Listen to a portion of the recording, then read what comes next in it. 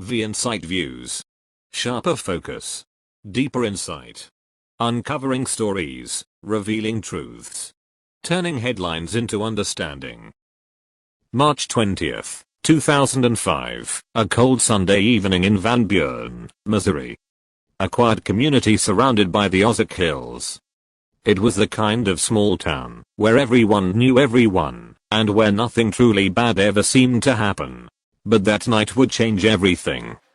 Inside his modest home, Sergeant Carl Dewayne Graham Jr., a respected state patrol trooper, was preparing for another shift. Known for his discipline, compassion, and professionalism, he had served the Missouri State Highway Patrol for over a decade. Just hours later, Graham would be dead, ambushed in his own garage. The man accused of killing him was someone he'd been investigating only days before, Lance Collin Shockley, a 28-year-old local with a dark secret and a desperate fear of prison. Sergeant Graham was a dedicated officer and a proud father. Colleagues described him as honest, disciplined, and deeply committed to justice. Born March 3, 1968, in southeast Missouri, Cole Graham grew up dreaming of wearing the badge, not for power, but to protect. Friends remembered that he cared about people, that even during a traffic stop, his instinct was to help rather than punish. By 2005, Graham was a respected member of Troop G of the Missouri State Highway Patrol. He worked the highways, assisted in investigations, and was known for his calm analytical mind. But that calm would soon be shattered by one of his own cases, a fatal car crash that looked like an accident until it wasn't. A few weeks before his death, Graham began investigating a deadly hit-and-run crash just outside Van Buren. The accident claimed the life of a local woman, and evidence quickly pointed to one man, Lance Collin Shockley. Graham was meticulous. He found tire impressions, vehicle fragments, and forensic details linking Shockley's vehicle to the scene. Shockley, born in 1977, wasn't new to trouble. He had a history of reckless driving and brushes with the law. When Graham began connecting the dots, Shockley panicked.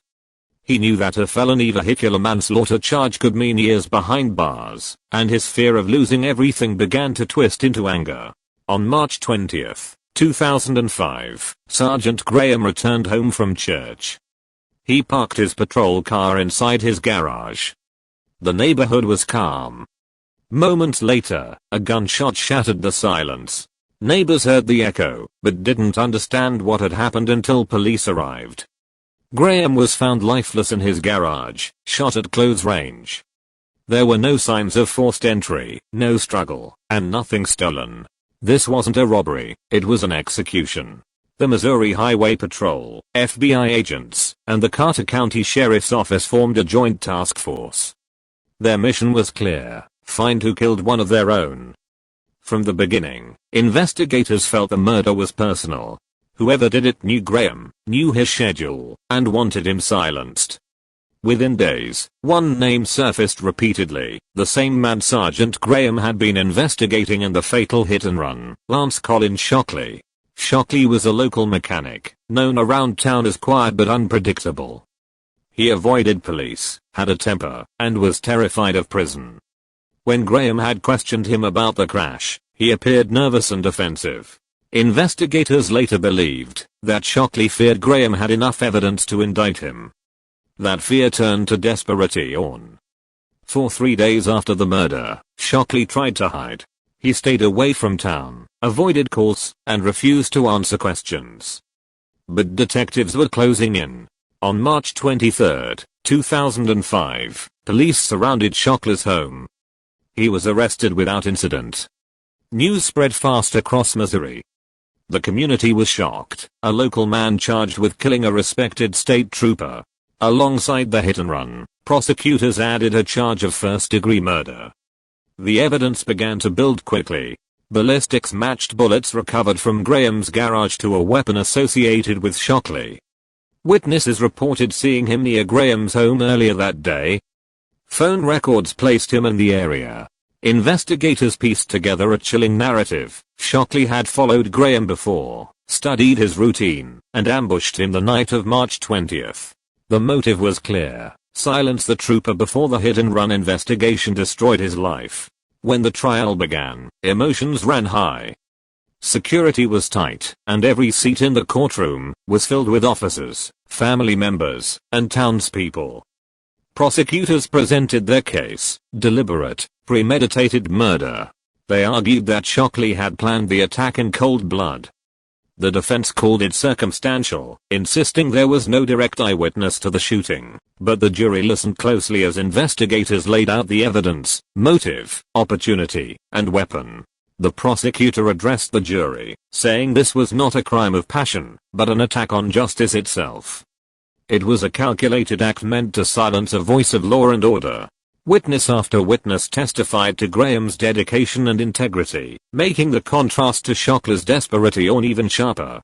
After days of testimony and hours of deliberation, the verdict was read. Guilty of first-degree murder. Shockley showed no emotion as the sentence was announced. He was later sentenced to death by lethal injection. For the Graham family, it was a bittersweet victory, justice served, but at a devastating cost. The appeals process stretched on 4 years.